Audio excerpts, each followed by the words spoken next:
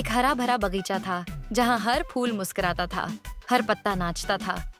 वहीं रहता था एक प्यारा सा भालू का बच्चा, बाबलू। बाबलू को सब कुछ चाहिए होता था, लेकिन सबसे पहले बाबलू, मुझे सबसे पहले आम मिले, मुझे सबसे पहले झूला मिले, मुझे सबसे पहले मिठाई दो।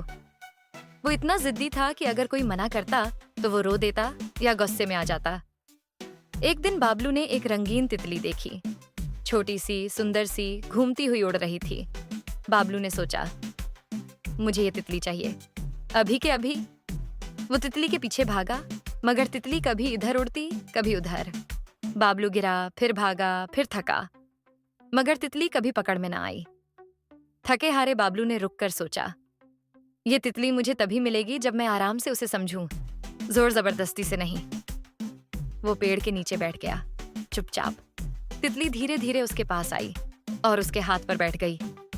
तितली मुस्कुराते हुए, देखा, सब कुछ वक्त पर मिलता है, जिद से नहीं, सब्र से। बाबलू मुस्कुराया, अब उसे बात समझ आ गई।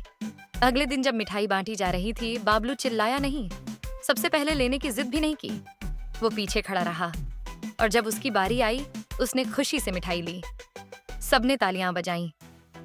बाबलू बदल गया है। नरेटर सॉफ्ट म्यूजिक के साथ। जिद से सिर्फ थकान मिलती है, सब्र से सुकून भी मिलता है और तितली भी। स्क्रीन पर मैसेज, जो सब्र करता है उसके हाथ सबसे खूबसूरत चीजें आती हैं।